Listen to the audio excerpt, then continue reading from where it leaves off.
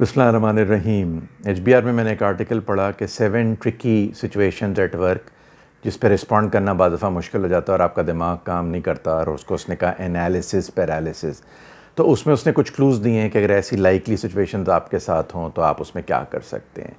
तो पहली सिचुएशन उसने बताया कि कोई आदमी ने आइडिया आपका था, आपने फ्लोट किया था मीटिंग में, कोई दूसरे ने उसको जो है ना अपनी तरफ से उसको रिपीट करके इस तरह प्रेजेंट कर दिया कि जैसे उसने वो काम किया या उसका आइडिया है। तो इसमें आप क्या कर सकते हैं ऐसी सिचुएशन में? तो एक आप ये कर सकते हैं, उसने कहा कि आप उसमें वहाँ कह दें कि mister so and so thank you very much for जो है ना highlighting my idea which I just shared, और मेरे पास कुछ और भी आइडियाज़ हैं, मैं वो भी उसमें ऐड कर सकता हूँ अगर आप चाहें। तो फ़ौरन उसको आप जवाब दे दें। नंबर 2 उसने कहा कि कोई आप ऑफिस से निकल रहे हैं, ठीक है, और एन उसी टाइम पे सुपरवाइज़र या कोलीग ने कह दिया कि यार आप ज़रा रुक सकते हैं, ठीक है, आपका कोई पर्सनल प्लान था, तो उसको पर्सनल प्लान बताने में मत लग जाएं। आप सिर्फ ये कहें कि नहीं आई एम सॉरी मेरा कोई कमिटमेंट है। कमिटमेंट की डिटेल आपको बताने की ज़रूरत नहीं है, और पर्सनल जो है ना चीज़ें नहीं बतानी चाहिए। उस पर यूज मुझे ये करना है, मुझे बच्चे के लिए काम करना है, मुझे वहाँ जाना है, इतना है, तो उस पर यूजुअली रेजिस्टेंस मिलता है ऑर्गेनाइजेशन में, उसने कहा। तो ये नंबर 2 था कि आप उसको कह दें कि मेरा कोई और कमिटमेंट है और कमिटमेंट की डिटेल बताने की ज़रूरत नहीं है। तीसरा उसने कहा कि कभी कोई ऐसी चीज़ है कि आप उसको रेस करना चाहते हैं और वो आदमी सीरियसली नहीं ले रहा जिसको आप बता रहे हैं, तो आप उसको कहें कि आपका जो रिस्पांस है ना ये मुझे मजबूर कर रहा है कि मैं इसको रेस करूं।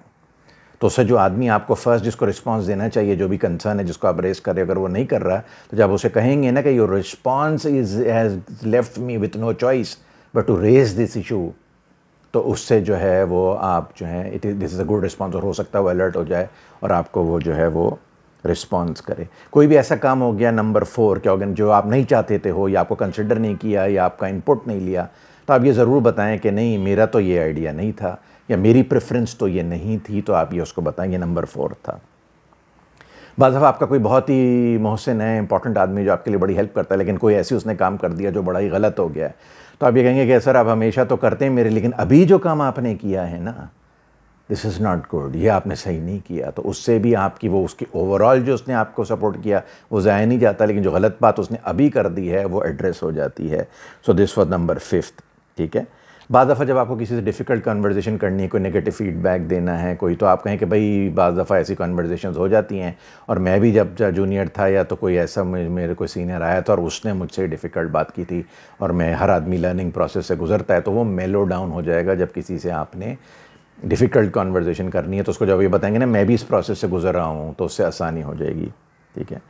और बाद दफ़ा ऐसी सिचुएशंस हो जाती हैं इस नंबर 7 के जब लोगों को आपको किसी भी जैसे कहना होता है नो, तो जब कुछ जवाब भी नहीं आए तो आप ये भी कह सकते हैं कि हाँ आइडिया तो अच्छा है, ठीक है, लेकिन अभी इस पर सोचते हैं, अभी देखते हैं, करते हैं। तो उसको इनडायरेक्टली नहीं, लेकिन आप उस वक्त ना भी कहें तो ये कहें कि हाँ सीम्स ओके, लेट्स सी। उसको डायरेक्ट अगर आप नो नहीं करना चाहते। तो 7 बातें उसने बताई हैं